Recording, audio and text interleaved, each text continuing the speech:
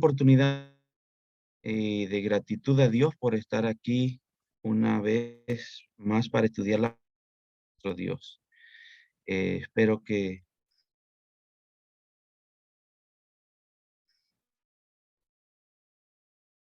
estén bien, se encuentren más cómo Dios trabajó y está trabajando, en dar a su pueblo la luz que damos para avanzar en un mundo de tinieblas. Vamos a tener para iniciar el estudio. Querido Padre que estás en los cielos, gracias te damos en irnos, Señor, una vez más tomar tu palabra para aprender de ti. Te pido que tu Espíritu sea el que nos traiga, Señor, eh,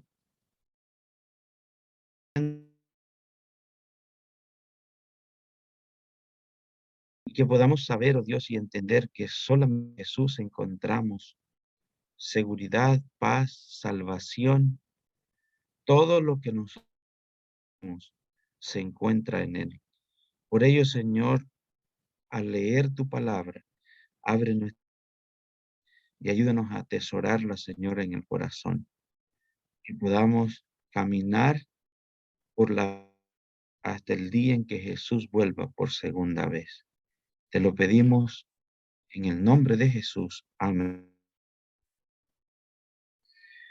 Vamos a continuar lo que hemos estado mirando durante estos días.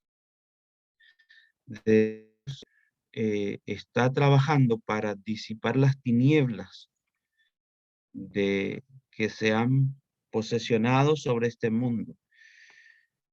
Tinieblas de que a Dios se ha malentendido.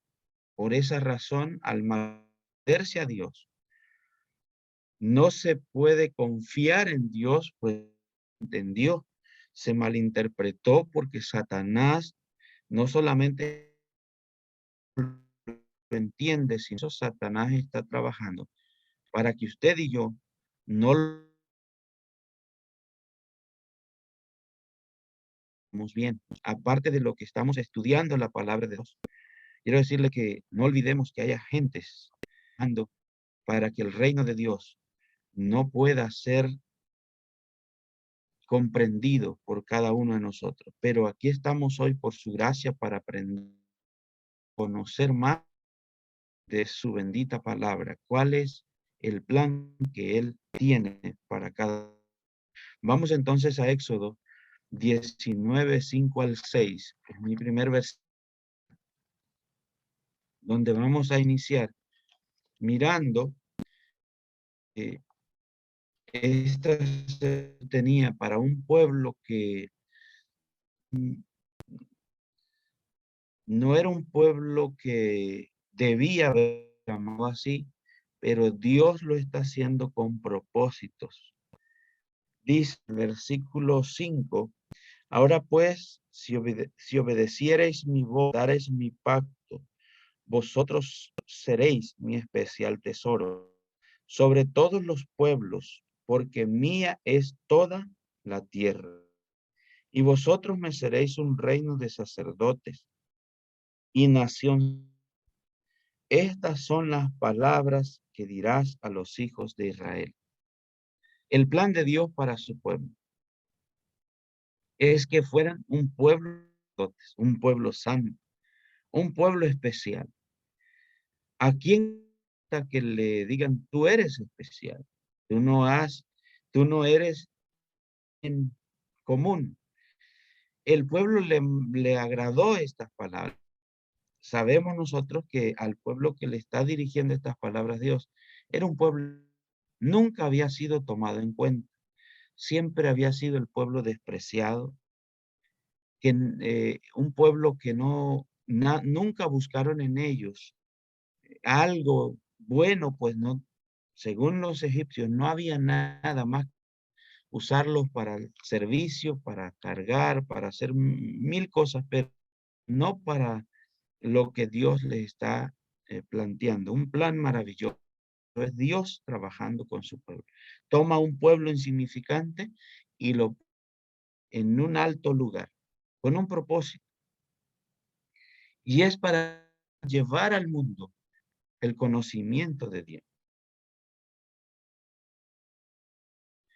Pero teniendo este legado especial, ellos de la primera, en el versículo 5, se olvidan y toman la segunda parte, como todos nosotros. Siempre tomamos lo que nos agrada y dejamos la responsabilidad de una responsabilidad que nos da Dios muchas veces. Esto es lo que hace el pueblo. Dios lo toma con un propósito para que sean luz al mundo, pues de esa manera quiere Dios alumbrar el conocimiento que se ha perdido en este mundo. Dios quiere utilizar a ese pueblo para que el mundo sepa de que Dios no es lo que Satanás está diciendo acerca de él. Pero en el capítulo 25, versículo 8, tenemos algo que aparece, perdón, capítulo 25, versículo 8, y que me hagan un santuario para que yo habite entre ellos. Esto es maravilloso, porque Dios, al ver a su pueblo, un pueblo que no tiene, en este momento, no tienen una tierra, pues no han entrado a la tierra de Canaán, no tienen casas, pues viven en carpas. Un pueblo que está en el desierto, dice Dios, yo quiero estar entre ellos. ¿Por qué entre ellos? ¿Cuál es el plan de Dios? Lo que Dios quiere es que su pueblo entienda que el Dios que mora en los cielos también quiere estar tan cerca de su pueblo, que Él quiere también, voy a ponerlo así, yo quiero también una casa cerca de la de ustedes. La casa mía no se parece en los utensilios que tienen la de ustedes, pero quiero morar entre ustedes.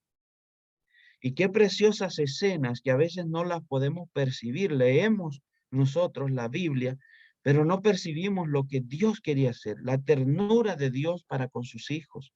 Quiere morar ahí muy cerquita de ellos. Y dice, hágame una casa. Claro que no se va a parecer como la de ustedes en el sentido que ustedes quizás, vamos a ponerlo así, que no, eso no existía en el tiempo de que se está escribiendo esto.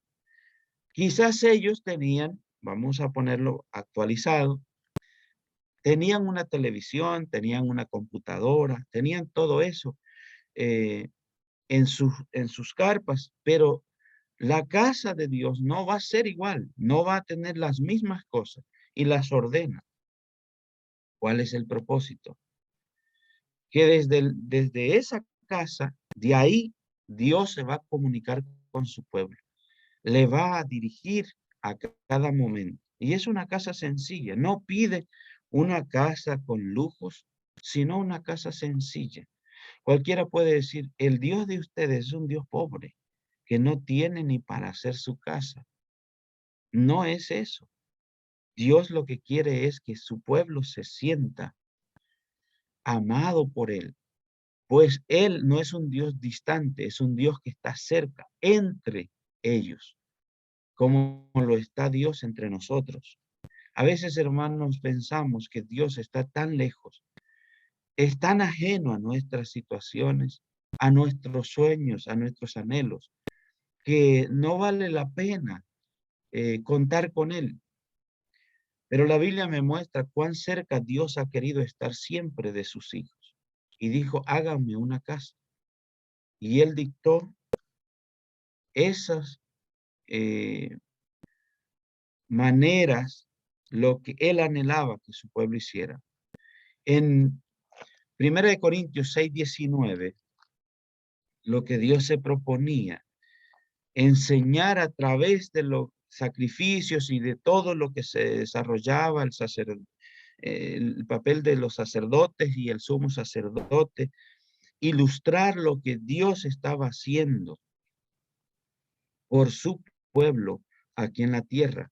Pero En el libro de Primera de Corintios 6:19, ¿alguien le puede dar lectura?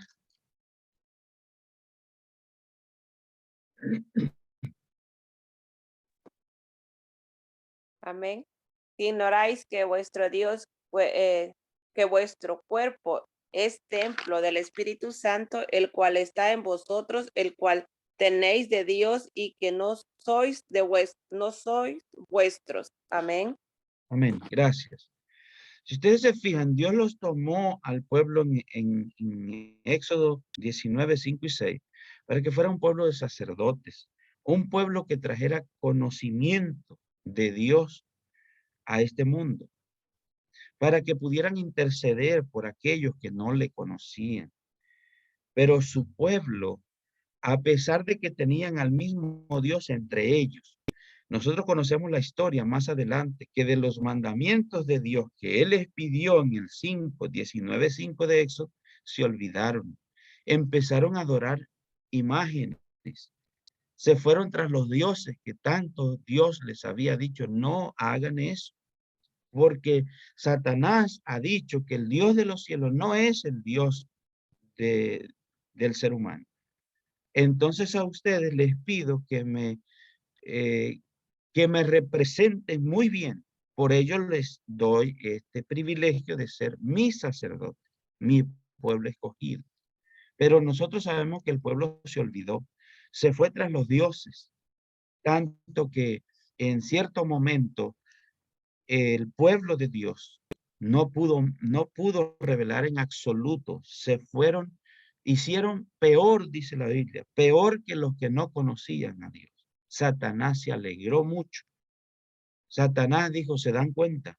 Eso es falso, Dios no existe. Ni aun los que son llamados hijos de Él, los que a Él les ha llamado pueblo especial, pueden, miren lo que están haciendo. Son peores que ustedes. Dios no se va a quedar de brazos cruzados. Dice, el mundo tiene que conocer quién soy yo. Y a pesar de eso, Dios entrega a su pueblo a los enemigos. Y entregando su pueblo a sus enemigos, en la propia casa de sus enemigos, allí brilló la luz de Dios. Entre ellos se encontraba Daniel. Daniel, hermanos, Daniel fue uno de los que Dios utilizó para que su luz fuera vista de aquellos que no le conocían. Entre ellos, los reyes. Entre esos reyes está Nabucodonosor. Ustedes lo saben muy bien. Ese pueblo de Babilonia no le conocía a Dios. Pero ahora que entran los hijos, pero por desgracia llegaron ahí. Llegaron siendo esclavos. No era el plan de Dios, pero aún así Dios intenta revelarse no solo a su pueblo, porque eso fue un grande testimonio, que los llevarán cautivos, pero que los ponen para hacer, mm, para estudiar, dice la Biblia, ¿verdad? En el libro de Daniel, para que fueran a estudiar en las mejores escuelas, pero con el plan de que sirvieran y dieran un mejor servicio a los dioses ajenos. Mas Daniel propuso en su corazón y sus amigos. Por causa de eso, Dios dio gracia y ahora su nombre es exaltado.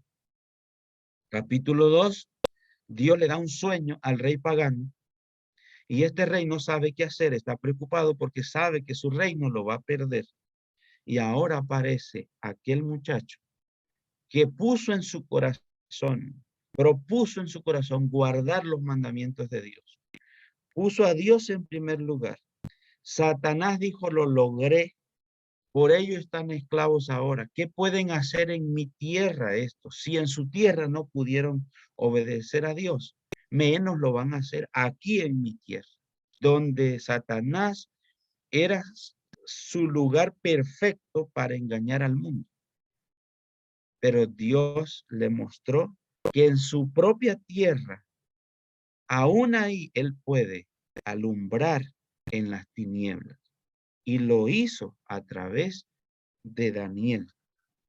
Daniel y sus amigos. El rey Nabucodonosor exaltó el nombre de Dios y dijo, Él es el Dios de Dios. A Él hay que adorar. aunque nosotros sabemos, ¿verdad?, que después volvió y cometió error. Pero el mundo supo de quién era Dios. Pero Satanás intenta una y otra vez de hacer que Dios no se pueda entender y no se pueda percibir, ni mucho menos recibir en el corazón. Para el tiempo, el versículo que acabábamos de leer en 1 Corintios 6:19, este versículo habla del plan original de Dios. No era solamente que existiera un templo en la tierra. Dios se proponía que ese templo lo entendieran ellos, que el templo verdadero que Dios anhelaba era el mismo ser humano. Pero cuando Cristo vino a esta tierra, la gente estaba llena de demonios. La vida humana que Dios planificaba de él vivir en ella, quienes habitaban en el templo verdadero que Dios sí anhela ahora en esta tierra. ¿Quiénes habitaban en él? Nosotros lo sabemos por las escrituras. Había muchas personas, hay muchos casos que menciona la Biblia, que las personas para el tiempo en que Jesús vino, en el Nuevo Testamento, habla de que estaban endemoniados. No solamente los engañaron, sino hicieron del ser humano sus habitaciones. Y Jesús no solo va a venir para dar luz a este mundo, sino para expulsar a los que han entrado en el mismo templo donde Dios quiere morar.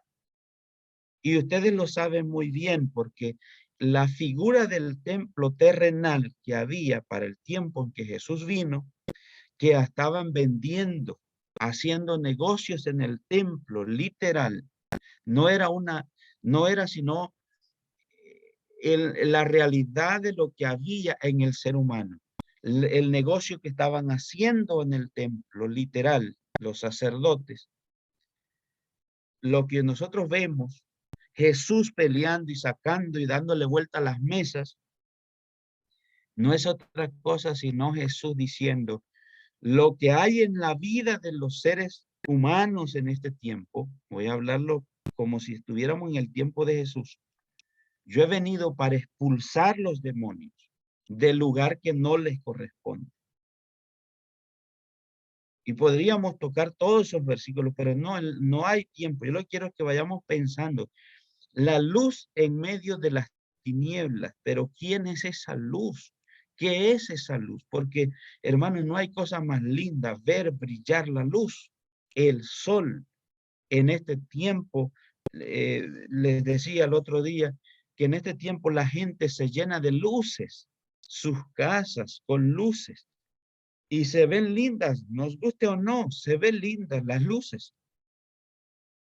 Pero esa luz que la gente anhela de lo profundo de su corazón para alegrar la vida, no es otra cosa sino un sinónimo de necesidad de la verdadera luz, que es Cristo Jesús. Las luces artificiales, esas no llenan el alma, no traen la paz que nuestro corazón necesita.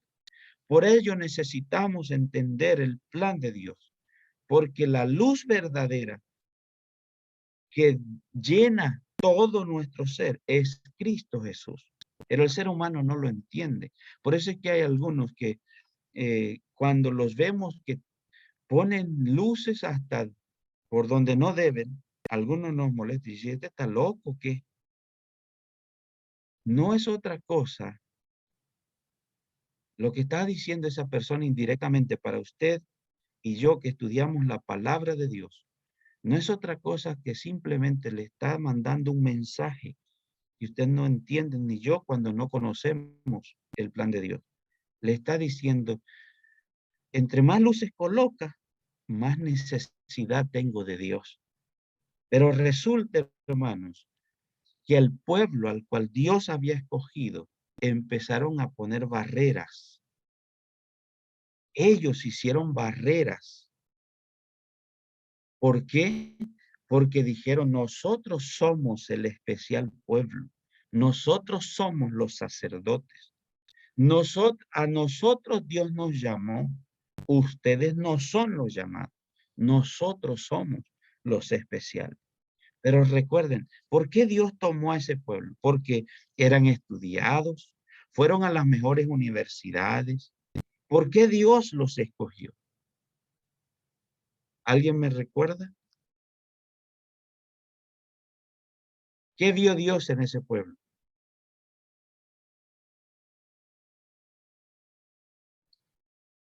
No sé, hermanos, si me siguen en la idea que he Pastor, estado hasta ahora. eso, Sí, díganme. que era Perdón, un pueblo pequeño, como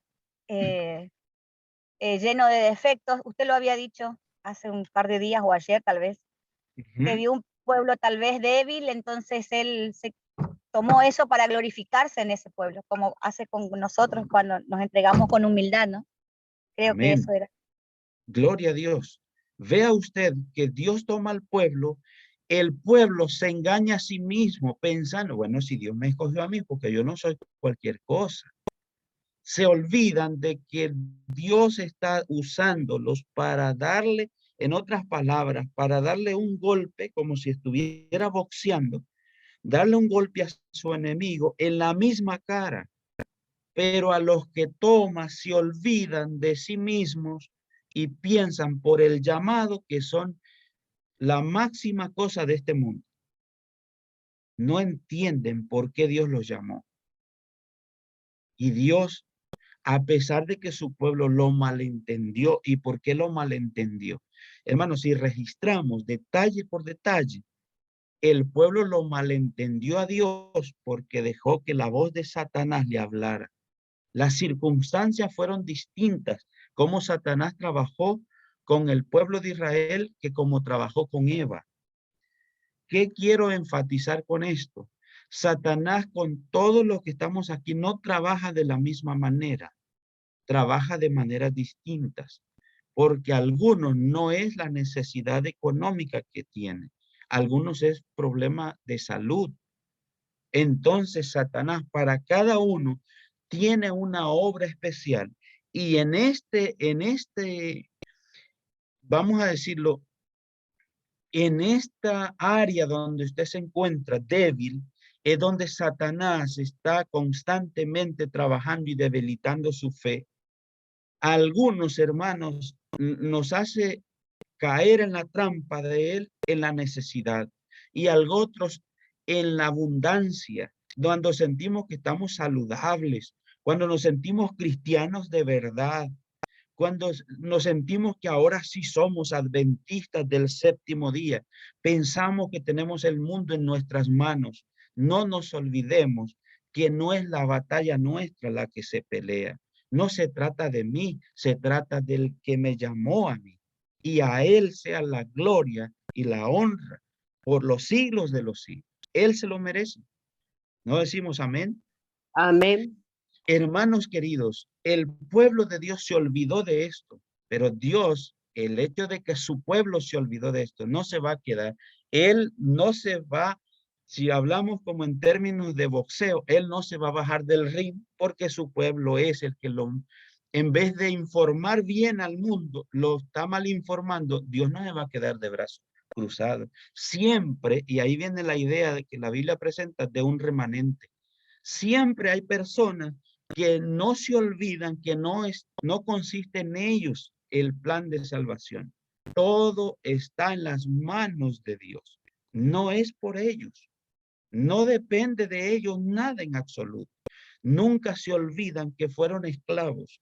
Nunca se olvidan que allá vivieron por la gracia de Dios y ahora fueron liberados, están siendo libres y van a recibir una tierra que no les pertenece, no la están pensando en comprar, pues no pueden, son esclavos, han sido esclavos y ahora son liberados por la gracia. Nunca se olvidan. ¿Qué quiero enfatizar con esto? Es que a veces, hermanos, nosotros antes éramos un ejemplo, borrachos y ahora ya no lo somos. Sentimos, pensamos que ya nunca podemos volver a ser borrachos. Pero hay otros que saben que fueron borrachos y si ahora no toman licor es por la gracia de Dios y nunca se olvidan de que si ahora ya no lo son y no quieren hacerlo, es porque Dios todavía está obrando por su gracia y su misericordia. Caminan por la fe, creyendo que si ahora, no, yo ya nunca vuelvo a tomar. No, ellos saben muy bien que no depende de que, no, se me fue del paladar el gusto de la cerveza. No, ellos saben muy bien que si hay algo bueno en ellos, es porque Dios se los ha dado. No se olvidan nunca de Dios. En todo aspecto, hermanos, estuvimos que no teníamos dinero y ahora tenemos dinero. No se olvidan. ¿Y cómo es que no se olvidan? Nunca pierden de vista a Dios devolviéndole lo que le pertenece. Ponen en todo, si hablamos económicamente, en primer lugar a Dios en sus diezmos y sus ofrendas. No lo hacen para engrandecer una iglesia, no lo hacen para que los pastores se beneficien, no lo hacen pensando en eso, lo hacen pensando en Dios. Aunque ellos saben y miran muchas cosas ilícitas, ellos no miran eso, ellos miran a Dios y dicen, yo no me voy a volver mezquino como antes y volver a la misma escasez, no lo voy a hacer. Mi Dios tiene que reinar en mi vida. A esos hombres y mujeres son los que Dios preserva para alumbrar este mundo. Pero déjeme decirle que la Biblia me presenta a mí cuando el pueblo siguió, mire, un pensamiento que hay, un versículo en el libro de Daniel. El libro de Daniel me presenta unas palabras maravillosas que fueron las que siguieron para el tiempo de Jesús, pero le gustaba solamente estas partes. Daniel 2:44. Dice, en los días de estos reyes, hablando de las profecías, ¿verdad? De Babilonia, Medos y Persa, Grecia y los romanos. Ellos entendieron esto, pero a su manera y a su deseo pecaminoso. En los días de estos reyes, el Dios del cielo levantará un reino que jamás será destruido.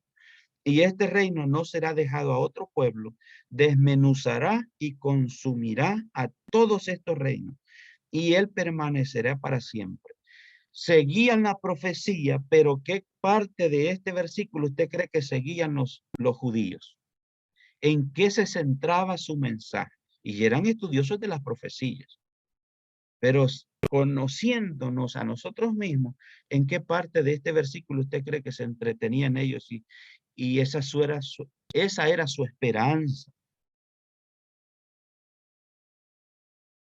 ¿En qué parte de este versículo? ¿Alguien me ayuda? ¿Me ayuda? ¿Están conmigo?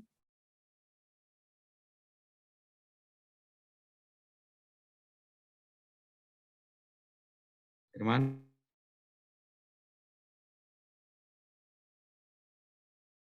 o es que me fui yo de acá, o no me quieren contestar.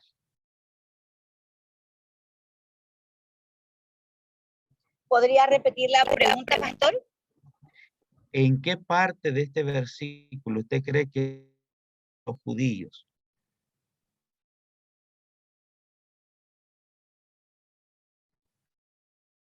Que establecería un reino que jamás sería conmovido.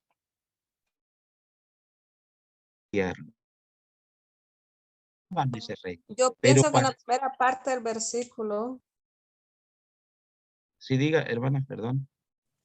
donde dice que en los días de estos reyes, el Dios del cielo levantará un reino que nunca jamás será destruido. Jamás seremos destruidos. Piense usted en ese pueblo al cual Dios en saber de que después de 4 reinos, y ellos sabían que estaban romanos, proféticamente hablando, ellos sabían perfectamente bien que el reino era el reino romano en el que se encontraban para el tiempo. Lo vamos a hacer, pero pedazos, porque Dios así lo dijo. Y se va. Lo que no es es como Dios lo va a hacer. A veces, hermanos, nosotros con las escrituras nos volvemos porque nos olvidamos que no se trata de nosotros. Dios no quiere darle una victoria a su pueblo que se vuelva tinieblas, como lo que vino a ser Satanás después de ser luz. Dios no quiere eso. Dios nos enseña tomándolo, o sea, buscando al despreciado, al pueblo más insignificante, tomando al menor, al que no podía tener hijos, que la Saraí, la esposa de Abraham. Dios nos está directamente, mis hijos, nunca se olviden que yo tengo un plan, y es que el universo ha dicho que yo no soy un Dios de amor. Y yo quiero enseñar al universo, pero especialmente a este mundo, que yo soy el Dios de amor. Y no obligo a nadie. Todo lo pide. Tu pueblo se olvidó. Y ellos dijeron, queremos el día que estos sean triturados. Se regocijaban en el Dios que había prometido y esperar en él. Sino ellos lo acariciaban ese día, anhelaban ver a los que los maltrataban, pero aplastados por sus pies. Nunca los veían como transformados por el poder de Dios. A los soldados que los maltrataban nunca los vieron así. ¿Por qué no los vieron así? Pues no pensaron como Dios pensaba. Lo mismo nosotros. Hermanos, nosotros, perdonen que diga esto, pero quizás no para todos, pero a veces sucede. A veces ver a los seres, voy a ponerlo así, perdonen que me exprese así, pero a veces nos gusta a los hermanos católicos un día deshechos con sus ídolos, a los que se destruyan con esa gritadera y que oran y que hacen, y un día los quisiéramos de su propia veneno, confusión. Déjeme decirle que eso es un plan solo de formar las vidas. No puedo yo no puedo transformar ni mi propia. ¿Por qué entonces me hace sentir eso a mí?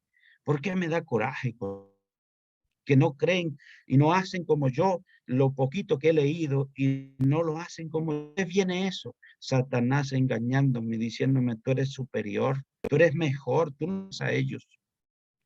Si en verdad hay algo distinto en mí y en usted, es que Dios ha tenido misericordia y Él nos llama para ser salvos, pero también para que otros le conozcan al verdadero Dios. Se entiende el deseo de que otros sean destruidos, así no vamos a luz a otros. La luz que Cristo quiere que reflejemos es lo que dice, hermanos, en primera de Juan 4, 9 al 10, lo que dice. Vamos a terminar con dos textos rapiditos que va a ser prácticamente la introducción de mañana con la ayuda del Señor, si Dios nos lo permite. Estamos ¿alguien lo puede leer para ayudarme en primera de Juan 4, 10? Y otra persona que me lee, otro hermano, Carlos 4 al 5. Y con esto vamos a ir rapidito. Primera de Juan, ¿Quién? ¿cuánto, hermano? 4, 9 al 10.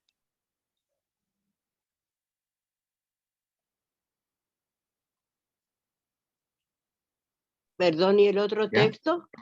El otro texto. Gálatas 4 al 5. Tengo el primera de Juan, hermano Pedro. El que no Adelante. ama no ha conocido a Dios, porque Dios es amor. En esto se mostró el amor de Dios para con nosotros, en que Dios envió a su Hijo unigénito al mundo para que vivamos por él. Amén.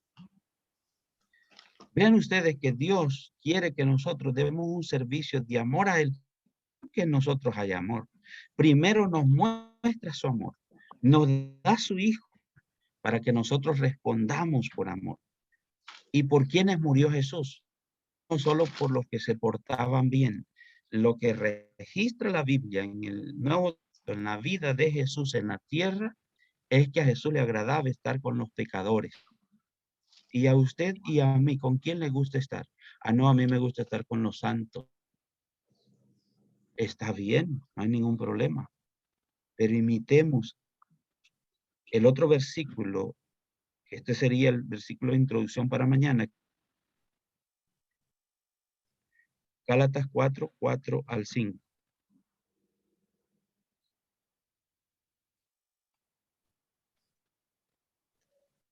Ok, Ujú. lo leo. Lo tenía adelante, hermano.